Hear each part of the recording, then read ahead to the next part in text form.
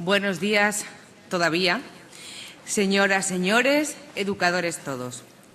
El conflicto de Oriente Medio, más representado por la crisis israelí-palestina, se puede entender desde el modelo de la violencia, modelo teórico compartido por toda la literatura del Willing, y la violencia general. El conflicto escolar es definido como ataques repetitivos e intencionales realizados y planificados por compañeros y compañeras, es decir, entre iguales, con toda intención de dañar a la considerada víctima. Son palabras que nos reflejan, porque son suyas, a quien tengo el honor de presentar, a quien está aquí entre nosotros, a quien nos va a contagiar, convencer, imbuir, hacer soñar, que tenemos un gran reto por delante y seremos capaces de llevarlo a cabo.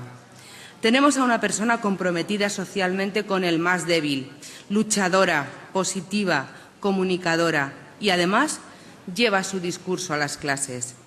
En ella, en María José, en sus ideas, se unen los sueños de Paulo Freire y su pedagogía del oprimido, la fuerza de la cooperación de Celestine Freinet y la ideología libre, respetuosa y comprometida de Giner de los Ríos y su institución libre de enseñanza. Ella, compañeros y compañeras, es María José Lera Rodríguez, que además es doctora en Psicología, profesora de Psicología Evolutiva y de la Educación en la Universidad de Sevilla, investigadora, responsable de proyectos y ayudas en el extranjero, autora y coautora de varias publicaciones, tales como La maleta intercultural, El fútbol y las casitas, A jugar que todo aprenderás, Estudios de psicología, etc.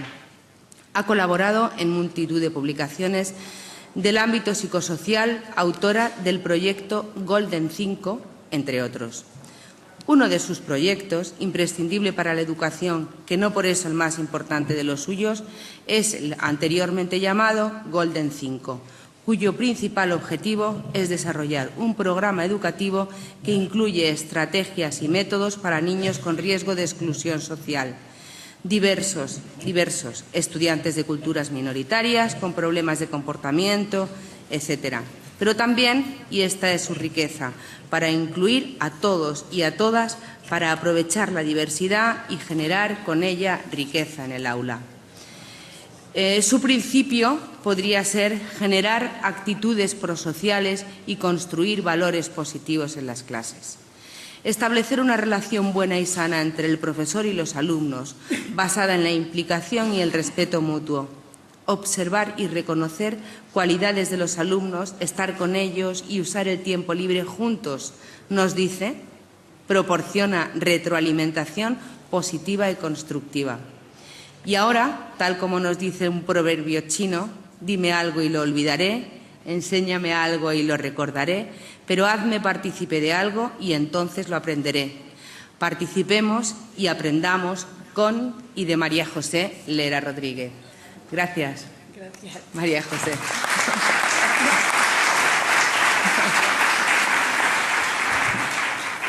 Bueno, después de esta presentación, pues imaginar cómo me siento. Muchísimas gracias, Blanca, y muchísimas gracias a todos por invitarme a esta. Yo me voy a poner ahí delante, que yo me siento más cómoda moviendo.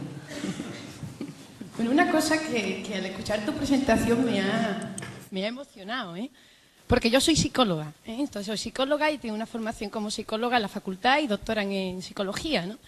Pero cuando me puse realmente a formarme en psicología de la educación fue cuando me metí de lleno justamente en los autores que han mencionado, ¿no? Decía Freire, Freinet y sobre todo el padre de todos, que supongo que lo conocéis, que es Pestalozzi, ¿no? Pestalozzi fue el primero que empezó a crear, creó la raíz, la base de lo que después se consideraba la escuela activa, ¿no?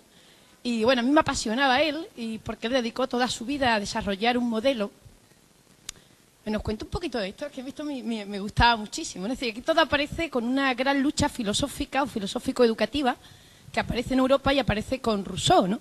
Donde nos decían que con la educación se podía cambiar a las personas, pero por otra parte, si la hacíamos a las personas como nosotros quisiéramos que fueran, hasta qué punto estábamos respetando el derecho a la libertad de cada uno, ¿no?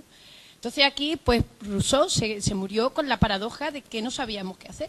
Si educábamos estrictamente, matábamos el germen personal de cada uno. y si no educábamos llegábamos al salvaje, ¿no? Aquel libro de Mir que escribió. Y fue Pestalozzi el que dedicó su vida a descubrir o a desentrañar esta paradoja y encontrar la solución, ¿no? Entonces él hizo la solución, que fue la creación de un método educativo que no era otra cosa que unir la cabeza, las manos y el corazón en cualquier acto educativo, ¿no? Y esto para mí fue la gran base que después desarrollaron los otros autores y que finalmente ha llegado a nuestros días, ¿no? Yo esta base la he transformado, si queréis, y de hecho lo utilizamos muchísimo como método educativo y lo llamamos mejor la sensibilización, es decir, el sentir por las cosas, el despertar el interés en los niños, un despertar un interés pero que realmente nazca de dentro, ¿no? La sensibilización o el corazón de Pestalozzi, ¿no?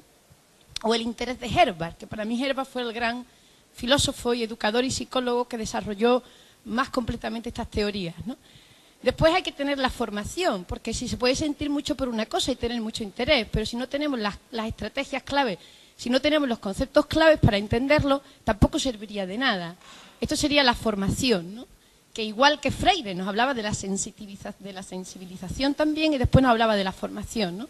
Que es la cabeza, ¿no? Entonces nos hace falta el corazón, la cabeza y finalmente las manos, es decir, la acción. Por mucho que yo siente, por mucho que yo sepa, si finalmente no transformo estos sentimientos y estas habilidades o estas nuevas ideas en una acción, esto se olvida, ¿no? Entonces hay que hacer cosas, que es lo que Pestalozzi llamaba las manos, y surge de ahí todo lo que sería la escuela activa, ¿no? Una acción transformadora, ¿no? Y a su vez transformadora de la realidad. Entonces, bueno, me ha encantado oír realmente a mis padres, porque yo los considero de quienes realmente lo he aprendido todo, ¿no? Y con ese modelo seguimos, y sí es cierto que funciona. Pero hay que hacer las tres cosas, hay que sensibilizar, hay que formar y hay que potenciar una acción donde todas estas cosas se entremezclen y además mejoren la realidad en la que tú estás, ¿no? Entonces se convierte en un aprendizaje activo que además te lleva toda la vida y donde el aprendizaje tiene sentido, ¿no? Y no es en los niños cuando te preguntan ¿y esto para qué sirve?, ¿no? Desde esa perspectiva todo sirve para mucho, ¿no? Así que agradezco muchísimo la presentación y que me haya dado la oportunidad de contar este trocito de las bases de toda la filosofía y la psicoeducación que desde aquí se defiende. Bueno, la charla de hoy me habéis llamado para que además hablemos de la diversidad y de la cooperación. Yo voy a hablar de unas cosas muy básicas y después tenemos más tiempo en los talleres y que me quedaré con vosotros para desarrollar todo lo que sea necesario, ¿no? Hablar de diversidad, supongo que además en la mesa anterior se ha hablado ya también mucho de diversidad. La escuela siempre ha sido diversa. Otra cosa es que no hemos tenido ojos para verlo, ¿no? Y de lo que hacíamos además, que el que era muy diferente era simplemente excluido, ¿no? Esta imagen afortunadamente ha cambiado en toda Europa, ha cambiado en España y ahora las aulas son diversas. Son incluso más diversas que antes porque toda la sociedad, toda la población tiene que estar aceptada, ¿no? Desde el 86 que se inicia y que se aprueba la ley de educación especial, donde los niños con diferencias, ¿no? Que antes no entraban en la escuela ya entran, hasta ahora pues con la mayor inmigración que hay, que hace que nuestras aulas sean mucho más representativas de la sociedad, ¿no? Entonces las aulas siempre lo han sido, pero ahora lo son todavía más. Aquí en España, pues mira, en España y en el resto de Europa tengo la suerte de participar en muchos proyectos europeos y esto me hace tener pues, cierta idea de lo que pasa por otros países, ¿no? Aquí nos hablamos, muchas veces estamos mencionando que existe ahora mucha llegada de niños y niñas de otras culturas que necesitan pues cierta ayuda o integración o como queramos llamarlo, ¿no? Esto es cierto, pero también tenemos que saber que esto es cierto relativamente, ¿no? Es decir, ahora mismo somos el país europeo con menos inmigrantes en nuestras aulas, ¿no? Con lo cual nos estamos ahora iniciando un reto que otros países, como Inglaterra, como puede ser Francia, llevan ya mucho tiempo, ¿no? Y de hecho, hace poco hemos hecho un estudio en la provincia de Sevilla y no recuerdo bien, pero el porcentaje de inmigrantes creo que era un 4 o un 5%, unos datos así. Para nada un 50% como te puedes encontrar en cualquier clase londinense, ¿no? Por ejemplo, ¿no? Entonces, bueno, que el reto de las personas que vienen de otra cultura, para nosotros nos estamos ahora iniciando en ello. Yo siempre creo que es bueno también mirar lo que otros han hecho porque se aprende tanto de lo que han hecho mejor como de lo que han hecho peor, ¿no? Entonces tenemos una diversidad actualmente cultural, tenemos una diversidad de distintos niveles en las aulas, lo cual también ha propiciado en cierta medida nuestra ley educativa, que es una ley como todas las europeas, donde encontramos niños en las aulas con distintos niveles, ¿no? También encontramos diferencias sociales entre los niños y diferencias personales, ¿no? Hay niños que les interesa más una cosa y niños que les interesa más otra. El esquema que nos habían dicho desde hace muchos años